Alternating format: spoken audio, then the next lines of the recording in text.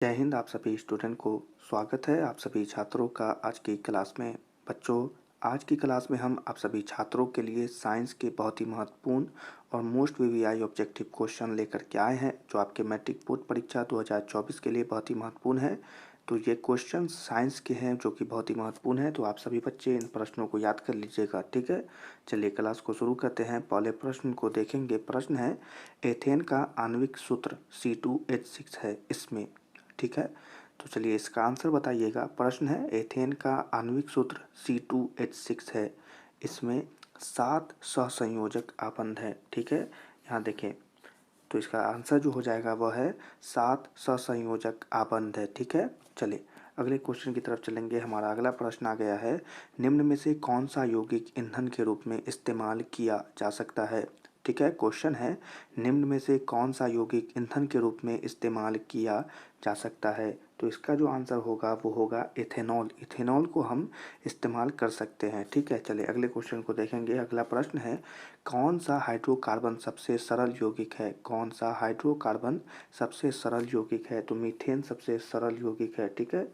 चलिए याद रखेंगे। चलिए अगले क्वेश्चन को देखेंगे। हमारा अगला प्रश्न है, सरलतम हाइड्रोकार्बन है। सरलतम हाइड्रोकार्बन है, तो इसका आंसर भी जो है वो मीथेन होगा, ठीक है। याद रखिएगा, मीथेन होगा सरलतम हाइड्रोकार्बन, ठीक है। चलिए अगले क्वेश्चन को देखेंगे। अगला प्रश्न है, कार्बन हाइड्रोजन से संयोग कर बनाता है। प्रश्न है, कार्बन हाइड्रोजन से संयोग कर बनाता है, हाइड्रोकार्बन बनाता है, ठीक है। बी जो है आंसर होगा। याद रखिएगा, हाइड्रोकार्बन बनाता है। चलिए अगले क्वेश्चन को देखेंगे। प्रश्न है, प्रयोगशाला में संश्लेषित पहला कार्बनिक यौगिक है। क्वेश्चन है, प्रयोगशाला में संश्लेषित पहला कार्बनिक यौगिक है, तो इसका जो आंसर है वो यहाँ होगा NH2CO NH2, ठीक है। चलें अगले क्वेश्चन को देखेंगे। अगला प्रश्न है, सल्फ्यूरिक अम्ल का अणुसूत्र होता है। सल्फ्यूरिक अम्ल का अणुसूत्र होता है H2SO4, ठीक है। याद रखिएगा H2SO4। चलिए अगले क्वेश्चन को देखेंगे। अगला प्रश्न है, कार्बोक्सिलिक एसिड समूह कौन है। कार्बोक्सिलिक एसिड समूह कौन है। तो इसका जो आंसर है वो है single bond COOH, single bond COOH। चलिए अगले क्वेश्चन को देखेंगे। इथिलीन में कार्बन कार्बन के बीच 2 आबंध मौजूद हैं, जिसमें जिसमें एक सिग्मा एक पाई आबंध है, ठीक है। देखिए ए नंबर जो आंसर है वो सही होगा, एक सिग्मा एक पाई आबंधन है, ठीक है। चलिए अगले क्वेश्चन को देखेंगे। अगला प्रश्न है, इथेन में कितने सहसंयोजक आबंध हैं। इथेन में कितने सहसंयोजक आबंध है। तो इसका जो आंसर है वो हो जाएगा 7, ठीक है। याद रखिएगा 7 सहसंयोजक आबंध है। चलिए अगले क्वेश्चन को देखेंगे। अगला प्रश्न है, CnH2n+2 किसका सामान्य सूत्र है। CnH2n+2 किसका सामान्य सूत्र है। तो एल्केन का सामान्य सूत्र है, एल्केन का सामान्य सूत्र है। चलिए अगले क्वेश्चन को देखेंगे। नीला तोता या तुतिया का रासायनिक सूत्र क्या है। प्रश्न है, नीला तोता या तुतिया का रासायनिक सूत्र क्या है। तो इसका जो आंसर है वो होगा CuSO4.5H2O। याद रखिएगा CuSO4 × 5H2O। चलिए अगले क्वेश्चन को देखेंगे। अगला प्रश्न है, नाइट्रोजन अणु में कितने सहसंयोजक बंधन होते हैं। नाइट्रोजन अणु में कितने सहसंयोजक बंधन होते हैं। तो इसका जो आंसर है वो हो जाएगा 3। याद रखिएगा आंसर जो होगा 3 होगा। चलिए अगले क्वेश्चन को देखेंगे। संगमरमर का रासायनिक सूत्र क्या है। जल्दी से बताइएगा, संगमरमर का रासायनिक सूत्र क्या है। तो इसका जो आंसर है वो है, क्या हो जाएगा, CaCO3, ठीक है। याद रखिएगा। चलिए अगले क्वेश्चन को देखेंगे। चीनी का रासायनिक सूत्र क्या है। चीनी का रासायनिक सूत्र है C12H22O11, C12H22O11। चलिए अगले क्वेश्चन को देखेंगे। सोडियम कार्बोनेट का अणुसूत्र है, सोडियम कार्बोनेट का अणुसूत्र है Na2CO3, ठीक है। याद रखिएगा Na2CO3। चलिए अगले क्वेश्चन को देखेंगे। कार्बोनिल समूह को सूचित किया जाता है, कार्बोनिल समूह को सूचित किया जाता है सिंगल बॉन्ड CO द्वारा। यहाँ देखिए सिंगल बॉन्ड CO द्वारा सूचित किया जाता है, ठीक है। चलिए अगले क्वेश्चन को देखेंगे। इथाइल अल्कोहल का अणुसूत्र होता है, इथाइल अल्कोहल का अणुसूत्र होता है C2H5OH। क्या होगा C2H5OH। ठीक है, चलिए अगले क्वेश्चन को देखेंगे। अगला प्रश्न है, निम्नलिखित में से कौन सा एरोमेटिक हाइड्रोकार्बन है? निम्नलिखित में से कौन सा एरोमेटिक हाइड्रोकार्बन है? तो इसका जो आंसर होगा वो होगा C6H6। ठीक है, याद रखिएगा C6H6 एरोमेटिक हाइड्रोकार्बन है। चलिए अगले क्वेश्चन को देखेंगे। निम्न में से किस हाइड्रोकार्बन के 3 आबंध होते हैं? तो यहाँ पर इसका आंसर जो होगा वो होगा C3H4। C3H4 याद रखिएगा, 3 आबंध होते हैं। चलिए अगले क्वेश्चन को देखेंगे। निम्न में कौन युग्म समावयवी है?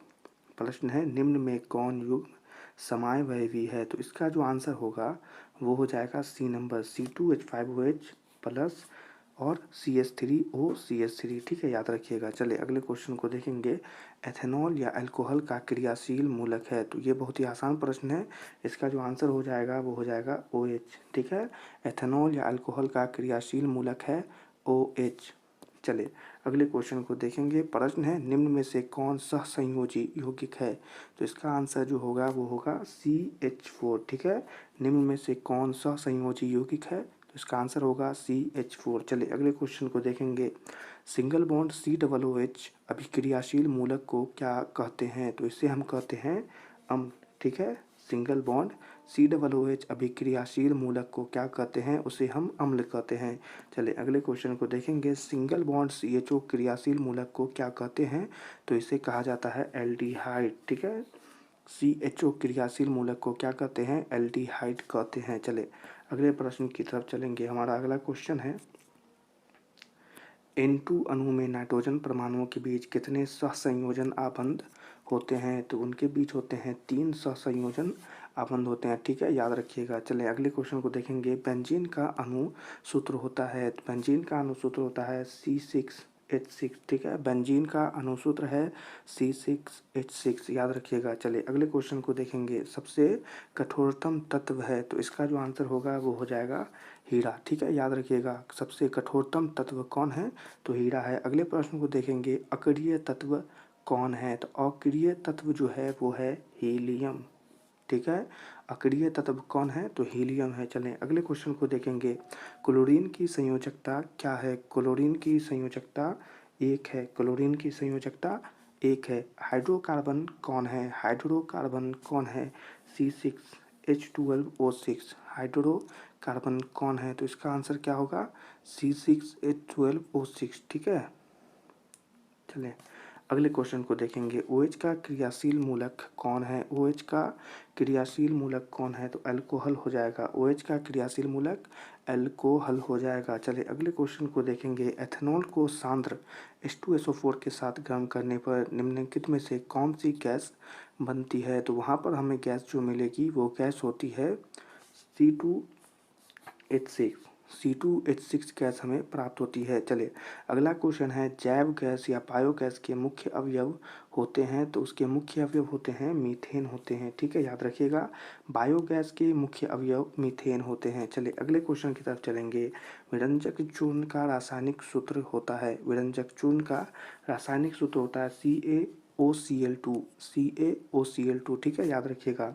अगला क्वेश्चन है, एल्कीनो का सामान्य सूत्र है, एल्कीनो का सामान्य सूत्र है CnH2n। याद रखिएगा, एल्कीनो का सामान्य सूत्र है CnH2n।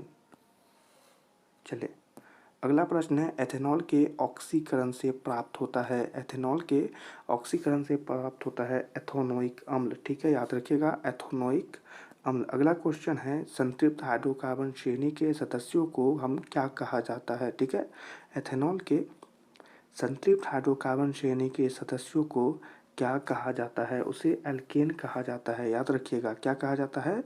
सदस्यों को एल्केन कहा जाता है। अगला प्रश्न आ गया है, प्रोपेनॉन का क्रियाशील मूलक है, प्रोपेनॉन का क्रियाशील मूलक है double bond C double bond O। ठीक है, C डबल बॉन्ड O याद रख सकते हैं, C डबल बॉन्ड O। अगला प्रश्न देख लेंगे, इथिलीन है, जल्दी से बताएंगे इस प्रश्न का आंसर। इथिलीन है तो यह है ओलिफिन। इथिलीन क्या है? तो ओलिफिन है। अगले क्वेश्चन को देखेंगे। ग्लूकोज में कार्बन के कितने अणु होते हैं? ग्लूकोज में कार्बन के 6 अणु होते हैं। आप सभी बच्चे याद रखिएगा, की 6 अणु होते हैं। चले इसी के साथ अगले क्वेश्चन की तरफ चलेंगे। अगला प्रश्न देखें, ग्लूकोज का विखंडन पायरुवेट में होता है, यह प्रक्रमण संपन्न होता है, यह प्रक्रमण संपन्न होता है माइटोकॉन्ड्रिया में। ठीक है, बी जो है आंसर होगा माइटोकॉन्ड्रिया में। ठीक है, चले अगले क्वेश्चन को देखेंगे। कार्बोक्सिलिक अम्ल में उपस्थित अभिक्रियाशील समूह या फंक्शनल ग्रुप होते हैं, फंक्शनल ग्रुप होते हैं। जल्दी से बताएंगे इसका आंसर। तो इसका आंसर होगा COOH। क्या होगा? फंक्शनल ग्रुप क्या होगा? COOH। ठीक है, चले अगले क्वेश्चन को देखेंगे। Al4C3 के जल अपघटन में निम्नलिखित में कौन बनता है? तो यहाँ पर जो बनता है वो होगा मीथेन बनता है। क्या बनता है? मीथेन बनता है। ठीक है, चले अगले क्वेश्चन को देखेंगे। ग्लूकोज के एक अणु में ऑक्सीजन के कितने परमाणु होते हैं? तो ग्लूकोज के एक अणु में ऑक्सीजन के 6 परमाणु होते हैं। याद रखिएगा 6 परमाणु होते हैं। चलें इसी के साथ हम अपने अगले क्वेश्चन की तरफ चलेंगे। कौन सा कार्बन यौगिक सबसे अधिक अभिक्रियाशील है? तो यहाँ पर ध्यान दीजिएगा C2H4 सबसे अधिक अभिक्रियाशील होता है। ठीक है, C2H4। अगले क्वेश्चन को देखेंगे। C6H6 का आणविक द्रव्यमान होता है, C6H6 का आणविक द्रव्यमान होता है 78। कितना होता है आणविक द्रव्यमान? 78 होता है। अगले क्वेश्चन को देखेंगे। पेंटेन या C5H12 के कितने संरचना समावेशी संभव हैं? तो 3 संभव हैं। ठीक है, याद रखिएगा 3 संभव हैं। इसी के साथ अगले क्वेश्चन की तरफ चल जाएंगे। हमारा अगला प्रश्न है, क्लोरोमीथेन का सूत्र होता है, क्लोरोमीथेन का सूत्र होता है CH3Cl। याद रखिएगा CH3Cl होता है क्लोरोमीथेन का सूत्र। अगले क्वेश्चन को देखेंगे। जो हमारा प्रश्न अंतिम प्रश्न होगा, निम्न में कौन विजातीय पदार्थ है? तो नमक जो है वह विजातीय पदार्थ है। याद रखिएगा डी जो है यहाँ पर सही आंसर हो जाएगा कि नमक एक विजातीय पदार्थ है। तो इसी के साथ आपके साइंस के जो है 50 VVI ऑब्जेक्टिव क्वेश्चन समाप्त होते हैं। आप सभी छात्र इन सारे प्रश्नों को याद कर लीजिएगा। ठीक है, और सभी बच्चों से यह निवेदन करते हैं कि हमारे चैनल पर साइंस के जो प्लेलिस्ट हमने बनाए हैं, प्लेलिस्ट वाले ऑप्शन में जाएं और साइंस के प्लेलिस्ट में हमने जितने भी साइंस के ऑब्जेक्टिव की तैयारी सभी बच्चों को कराया है, उस सभी को क्लास का एक बार जाकर रिवाइज कर लीजिएगा। उसी से आपके साइंस का जो ऑब्जेक्टिव आने वाला है, उन्हीं सब लेक्चरों में पढ़ाए गए क्वेश्चंस जो आपके हमने पढ़ाया है उसी में से आएगा। तो इसके लिए हम निवेदन करते हैं, इसके लिए हम निवेदन कर रहे हैं आप सभी बच्चों को कि जाइए और उस प्ले लिस्ट को पूरा देख लीजिए। रात भर एकदम रट जाइए, जितना रट सकते हैं साइंस के एग्ज़ाम से पहले पहले। ठीक है, तो उससे बहुत फ़ायदा होगा, आपको ऑब्जेक्टिव में पूरा से पूरा नंबर आएगा। तो चलिए यहाँ पर इस क्लास को हम समाप्त करते हैं। आज की क्लास पसंद आई हो तो क्लास को लाइक कर दीजिएगा, हमारे चैनल को सब्सक्राइब करके बेल आइकन को ऑल पर सेलेक्ट कर लीजिएगा। आज की क्लास आपको कैसी लगी कमेंट में हमें ज़रूर बताइएगा। आप सभी बच्चे, हम सभी छात्रों से मिलेंगे अगली क्लास में। तब तक के लिए आप सभी छात्रों को जय हिंद।